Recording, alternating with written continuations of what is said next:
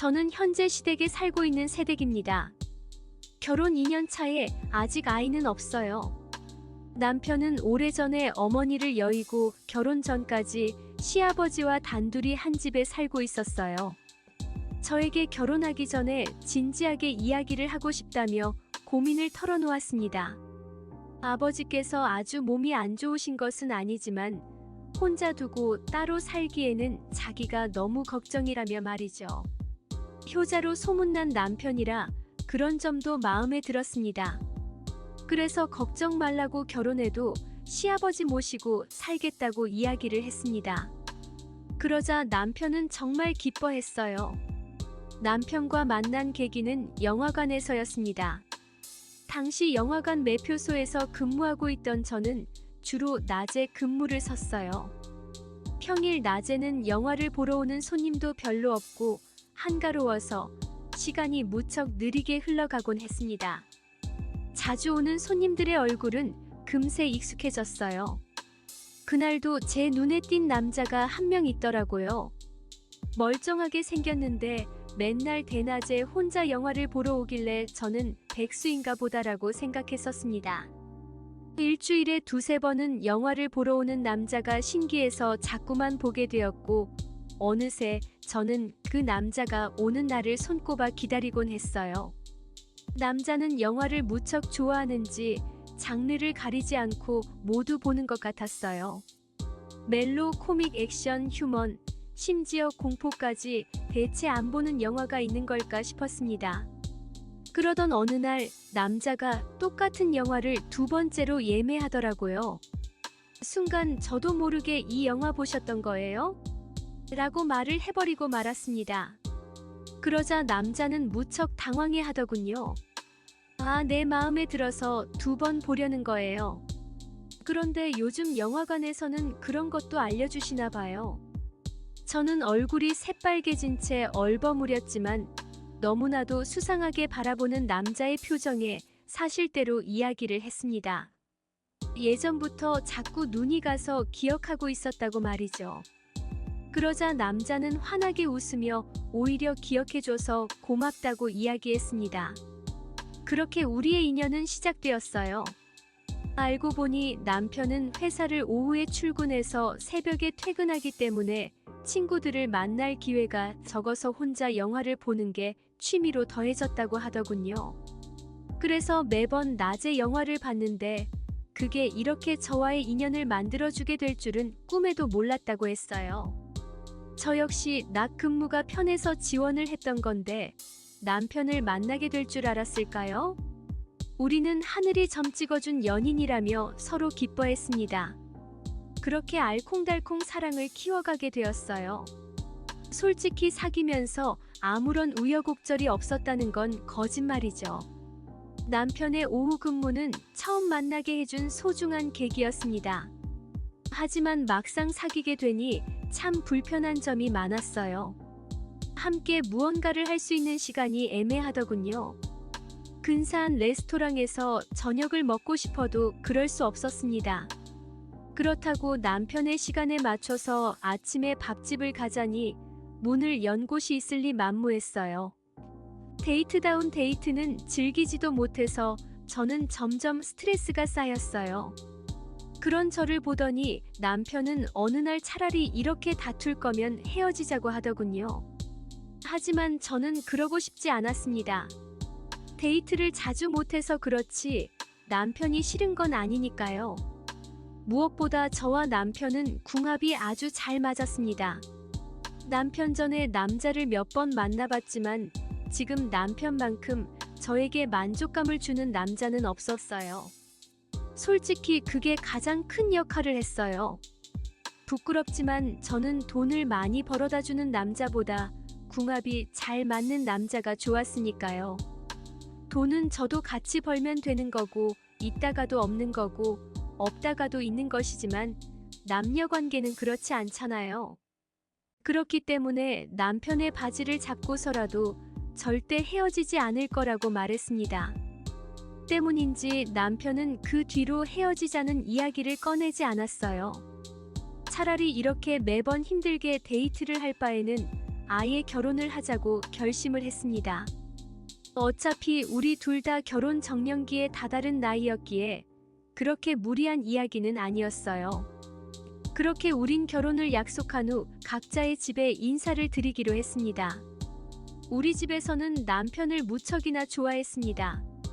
솔직히 처음에는 시큰둥한 반응이었어요. 남편의 외모가 그리 뛰어난 편은 아니었거든요. 키도 작고 동글동글해서 흔히 볼 수 있는 동네 아저씨처럼 생긴 남자였으나 마음을 쏙 빼놓게 된 것은 바로 남편의 능력이었습니다. 저는 처음에는 그렇게 남편의 회사에 월급이 넉넉할 줄은 몰랐어요. 맨날 후줄근한 티셔츠와 청바지만 주구장창 입고 다녔기 때문에 벌이가 그저 그런가 싶었습니다. 그런데 엄마 아빠는 남편을 만나는 날 명함에 있는 회사 이름을 보더니 눈이 휘둥그레지더군요. 아마 어른들은 알만한 사람들은 다 아는 그런 기업인가 봐요. 솔직히 저는 세상 물정을 잘 모르는 그런 나이였고 아르바이트를 하게 된 것도 부모님이 한 번은 스스로 돈을 벌어봐야 한다고 했기에 마지못해 딱 3개월만 일을 했던 것이었죠. 어릴 적부터 부족함 없이 지내왔습니다. 아버지는 식당을 3개 정도 운영하시고 어머니는 보육학원을 운영하는 원장님이셔서 그래서 물질적으로 엄청 부자처럼 풍요롭지 않아도 나름 여유있게 지냈던 것 같아요. 학창 시절부터 하고 싶은 건 거의 다 하고 지냈거든요. 주변 친구들도 너네 집 잘 산다고 이야기하니 그냥 그렇구나 하고 알았던 정도였어요. 마땅히 취직을 할 생각도 없어서 초등학교 때부터 꾸준히 하던 피아노로 이름 없는 대학교를 졸업했어요. 그래서인지 유달리 저는 멍하고 순진하다는 이야기를 많이 들었던 것 같아요. 금전적인 감각이 별로 없는 것도 어릴 적의 영향인 것 같았습니다. 어쨌든 그런 쪽으로 부모님이 저보다 훨씬 밝으시고 무척이나 기뻐하셨어요. 그래서 바로 결혼에 대해서도 긍정적으로 허락해 주신 것 같았습니다. 이후 저는 신랑네 집에 인사를 하게 되었어요. 맨 처음에 말씀드린 것처럼 남편은 시아버지를 모시고 살고 있었어요. 어머니께서 돌아가신 때는 남편이 초등학생이었던 것 같더라고요. 어머니가 집에 다녀왔는데 어머니께서 우울증으로 인해 잘못된 것을 남편이 발견했다고 합니다. 전 그 말을 듣자마자 남편을 와락 안아주었어요. 어릴 적 얼마나 놀라고 상처를 받았을까 싶더라고요. 왜 어머니께서 그런 선택을 하셨는지 조심스럽게 물어봤는데 남편은 자세히 모르겠다고 하더군요. 어머니께서 식탁 위에 편지를 남겼는데 워낙 경황이 없어서 자신도 잊지 못했고 나중에 아버지가 그걸 보시고 바로 찢어버렸다고 하더군요. 남편이 커서도 몇 번이고 여쭤봤지만 너는 알 필요 없다는 식으로 항상 대답을 회피하셨다고 합니다. 저도 무슨 일이었을까 궁금했지만 남편의 불행한 과거에 대해 더 물어보는 것이 상처를 줄까봐 아무 말도 하지 않았습니다. 시아버지를 처음 뵙게 되었을 때 저는 깜짝 놀라고 말았어요. 솔직히 우리 남편은 키도 작고 통통해서 정말 평범하게 생겼거든요. 그런데 시아버지는 키도 180으로 엄청 크시고 체력도 좋으시더라고요. 벌어진 어깨에 뼈대도 굵으신 몸, 군살이 하나도 없는 탄탄한 체격에 환갑이 가까운 나이인데도 몸 관리를 어쩜 저렇게 잘하셨는지 자꾸만 쳐다보게 되었어요. 게다가 얼굴도 정말 잘생기셔서 미중년이라는 말이 어울리셨어요. 흰 셔츠에 청바지만 대충 입고 다니는 남편과 달리 깔끔한 정장에 구두를 신고 멋진 중절모까지 걸치신 모습에 저는 덜컥하고 쳐다보게 되었죠. 그런 제 모습을 본 남편은 웃으며 어쩜 이렇게 아버님과 안 닮았냐고 물어보니 자기는 엄마를 닮아서 그렇다고 이야기하더군요. 그래서 아, 그렇구나 하고 이해했어요. 그렇게 첫 대면에 정말 분위기가 좋아서 기분 좋게 웃으며 식사를 하느라 시간 가는 줄 몰랐어요. 아버님께서 대화도 어쩜 그렇게 잘하시는지 농담도 재미있고 재치 있는 만담이 정말 즐거웠습니다. 그래서 남편에게 저는 솔직히 셋이 사는 거 걱정되었는데 이런 시아버지랑 전혀 문제 없을 것 같다고 이야기했어요. 제 머릿속에는 고리타분하고 재미없는 노인과 살면 어쩌지 하면서 걱정의 상상을 했는데 실제로 아버님을 만나고 나니 그런 고민은 싹 사라졌답니다. 이렇게 재미있고 세련된 멋진 시아버지와 살게 된다면 딱히 힘든 점도 없을 것 같았어요. 게다가 아버님은 옛날 사람처럼 꽉 막힌 분이 아니어서 집안일을 많이 하신다고 하니 더욱 걱정을 덜어낼 수 있었어요. 그렇게 셋이서 동거가 시작되었습니다. 처음에는 조금 어색하고 낯설었지만 점차 지내다 보니 익숙해지더라고요. 옷차림도 어떻게 해야 하나 걱정되어서 긴팔 긴 바지를 입거나 바닥까지 오는 롱스커트를 입었는데 남편도 시아버지도 편한 옷차림으로 지내서 저도 조금씩 편하게 입게 되었습니다. 하루는 신랑이 너무 짧은 옷을 입지 말라고 하길래 남편도 시아버지도 반바지를 입으면서 왜 나는 안 되냐고 물으니 별말을 못하겠는지 그냥 웃더군요. 그렇게 옷차림도 어느 정도 정리가 되었고 집안일도 각자 배분하게 되었습니다. 저는 주로 요리와 설거지를 담당했고 남편은 청소와 분리수거를 맡았어요. 시아버지께서도 자신의 방은 자신이 치우신다며 본인의 방 청소를 맡아서 하셨습니다.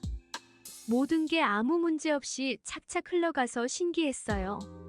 남들은 시댁과 함께 살게 되면 시집살이가 힘들다고 하는데 저는 오히려 혼자 살 때보다 더 편하다고 느껴졌거든요. 이렇게 착한 남편과 시아버지를 만나는 것도 하나의 복이라고 생각했습니다. 그런데 모든 일이 순탄하게 흘러갔다면 이렇게 사연을 보내지도 않았겠죠? 결혼한 지 1년이 조금 넘었을 무렵 문제가 생겼어요. 바로 남편의 해외 발령이었어요. 남편이 다니고 있던 회사는 미국에 본사가 있고 우리나라는 한국 지사였거든요.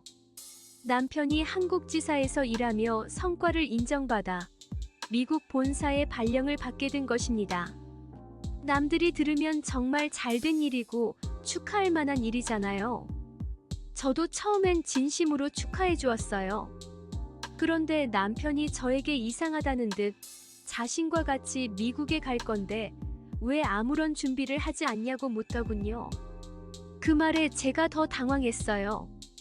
저는 여기에 부모님도 다 계시고 친구들도 있는데 굳이 남편의 일터에 따라가고 싶지 않았거든요.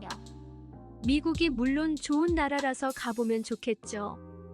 그런데 단지 여행으로 가고 싶을 뿐 가서 살고 싶진 않았어요.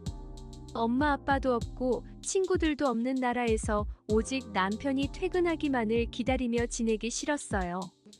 상상만 해도 우울증이 올 것 같아서 절대 싫다고 고집을 부렸습니다. 그러자 남편은 한숨을 쉬며 알겠다고 하더군요. 대신 아버지를 잘 모시고 지내달라고 했어요. 아무래도 미국에 3년 정도는 있어야 할 것 같다며 그 사이 종종 휴가를 내고 한국에 오겠지만 그렇게 자주 오지는 못할 것 같다고 했어요.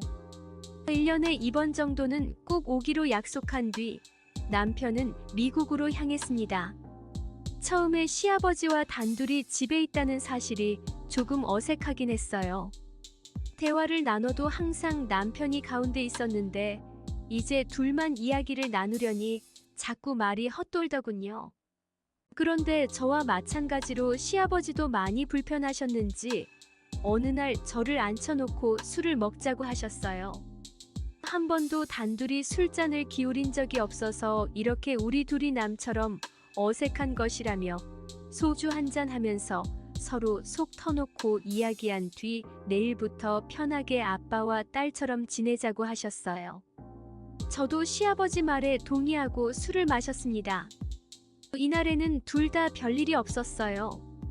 정말 일반적인 시아버지와 며느리처럼 안주와 소주를 나눠 마신 뒤 이런저런 이야기를 하다가 잠에 들었으니까요. 다음 날부터 서로 편하게 지내자고 약속한 것처럼 시아버지는 정말 저를 편하게 대해주셨습니다. 저도 그런 시아버지의 배려가 싫지 않았어요. 문제는 바로 이 뒤부터였습니다.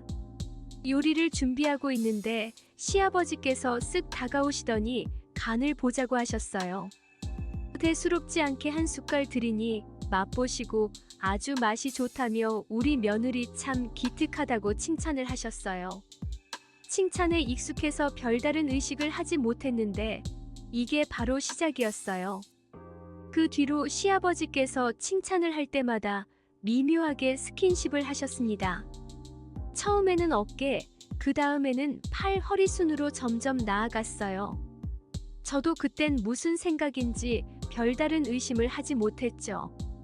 마치 미지근한 물에 익숙해진 개구리가 점점 물이 끓어도 뜨거운 줄 모르고 냄비 안에 있다가 죽는 것처럼 그렇게 서서히 시아버지의 손길에 익숙해져 갔습니다. 워낙 자상하시고 다정한 분이라 그런 표현을 하시는 것이 딸처럼 여긴다고 하셨으니까 그런가 보다 하며 스스로를 세뇌하고 길들여져 갔어요. 가끔은 살짝 이상한 기분이 들었지만 어딜 가시나 며느리를 예쁘게 보는 표현이라고 생각하면서 넘겼습니다. 지금 와서 생각해보면 저 역시 그런 손길이 싫지 않았나 봐요. 아무래도 남편이 멀리 떨어져 있고 점점 외로워져서 그랬던 건지 모르겠지만 저도 모르게 시아버지의 스킨십이 익숙해지고 당연하게 느껴졌습니다. 그러던 어느 날 아버님께서 운동을 하고 왔는데 근육이 많이 뭉친 것 같다며 저에게 안마를 해달라고 하셨어요. 저는 한 번도 해본 적이 없어서 잘 모르겠다고 했는데 그냥 어깨 쪽을 주무르기만 하면 된다고 하셨어요. 서투르게나마 이리저리 어깨 쪽을 주물렀더니 앞으로도 운동하고 오면 조금씩 해달라고 부탁하셨죠. 그렇게 시작된 안마는 며칠에 한 번씩 요구하게 되었습니다. 처음엔 어깨였고 나중엔 허리 쪽을 해달라고 하시더라고요.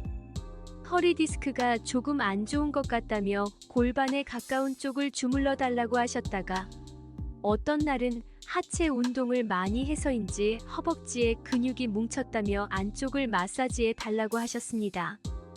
혹시나 아프실까봐 살살 마사지를 하는데 그 순간 저는 제 눈을 의심했습니다.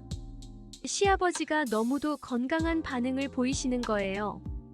제가 화들짝 놀라며 일어나면 시아버지께서 민망해 하실까봐 저는 최대한 못 본 척하면서 마사지를 끝냈습니다. 그런데 밤에 잠을 자는데 자꾸만 낮에 본 시아버지의 광경이 떠오르는 것이에요. 그런 제 마음을 들킨 걸 알고 마실 술상을 차리기 시작했어요. 둘이 같이 살게 된 날 술을 마신 이후로 종종 술잔을 기울였기에 별로 색다른 일은 아니었어요. 술을 한 병 정도 마신 뒤 아버님은 저에게 낮에 있었던 일을 맞게 말을 꺼내셨어요. 낮에 자신의 민망한 모습을 보았냐고 물어보셨어요. 저는 민망해하며 그렇다고 이야기를 하자 한숨을 쉬시며 고백을 하셨습니다. 이러면 안 되는데 자꾸만 마음이 간다고 말이죠. 오래전에 집사람을 잃은 뒤 여자와는 담쌓고 살았다며 그런 자신의 눈앞에 젊은 여자가 왔다 갔다 하니 마음이 흔들린다고 하셨어요.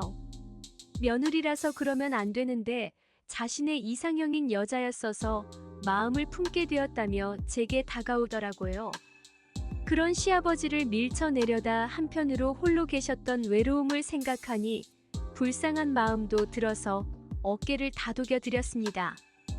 그런데 그게 바로 승낙의 표시인 줄 아셨나 봐요. 그렇게 술에 취한 채로 실수를 저지르고 말았습니다. 솔직하게 말하자면 그렇게 싫진 않았어요. 완강하게 거절하지 않았으니까요. 그런데 막상 일을 저지르고 나니 점점 두려워졌습니다. 그러자 시아버지는 시어머니께서 안 좋은 선택을 하게 된 비밀을 다 제게 말씀해 주셨어요. 실은 현철이가 내 자식이 아니다. 현철이 애미가 그런 선택을 하게 된 것은 나에게 현철이가 친자식이 아니라는 걸 들켜서다. 현철이 애미가 바람을 피워서 낳은 자식이고 자신과는 피 한 방울 섞이지 않았다. 그런데 현철이에게 말하면 상처가 될까봐 누구에게도 말하지 않았고 며느리 내가 불안해하니 이야기를 해주는 거다. 현철이와 난 피 한 방울 안 섞였으니 우리가 그렇게 부적절한 선택을 한 것이 아니야. 그러니 너무 죄책감 가지지 않아도 된다라고 말하더군요. 그 이야기를 듣자 죄책감은 조금 덜 수 있었습니다. 그러나 법적으로는 정말 말도 안 되는 짓인 거죠. 문제는 이날이 끝이 아니라는 겁니다. 저와 시아버지는 이 뒤로 정말 부부인양 자연스럽게 지내고 있는 것입니다. 아무래도 단둘이 살다 보니 더욱 그런 것 같았어요. 남편이 한국에 들어오게 될 때만 조심하면 문제가 없는 것이었죠. 얼마 전 신랑이 한국에 들어왔을 때 남편과 시간을 보내는데 오히려 그간 시아버지에게 미안한 마음이 들었죠. 시아버지에 비하면 남편 이것이 볼품없다는 생각도 솔직히 들었고요. 남들이 손가락질할 것이라는 걸 잘 압니다. 그래서 지금까지 말도 못하고 숨겨왔어요. 그런데 이제 와서 말하게 되는 이유가 무엇인지 궁금하실 것 같네요. 남편이 일주일간 한국에서 휴가를 보낸 후 미국으로 돌아갔어요. 그러고 나서 2주 뒤 제 몸이 이상해서 임신 테스트기를 사용해 보았어요. 혹시나 했던 일이 역시나였다고 정말 임신이 되어 선명하게 테스트기에 2줄이 나와 있었어요. 그 순간 저는 혼란스러워졌습니다. 이 아이가 누구의 아이인지 모르겠다는 것입니다. 남편의 아이인지 시아버지의 아이인지 날짜를 정확히 모르니 잘 모르겠어요. 그래서 시아버지에게 이걸 털어놨더니 우리 둘이 입을 다물고 있으면 아무도 모를 거라고 하시더군요. 어차피 태어나기 전까지 유전자 검사도 하지 못하고 남편에게도 들키지 않으면 이대로 지내도 된다고 말이죠. 뱃속에 있는 애가 자신의 아들인지 손주인지는 아무런 상관이 없다고 말씀하시는데 저는 잘 모르겠어요. 만약 정말 아버님의 아이라면 저는 어떻게 해야 할까요? 무엇보다 남편에게 모든 걸 사실대로 이야기해야 할까요? 착한 남편에게 상처를 주고 싶지 않습니다. 그렇다고 남편에게 아무런 이유도 없이 시아버지와 따로 살자고 인연을 끊자고 해도 남편은 듣지 않을 것 같아요. 대체 뭐가 문제냐고 우리만 입 다물고 살면 된다고 고민하지 말라며 시아버지는 저를 위로해주지만 저는 너무 혼란스럽네요. 현명한 조언 부탁드리겠습니다.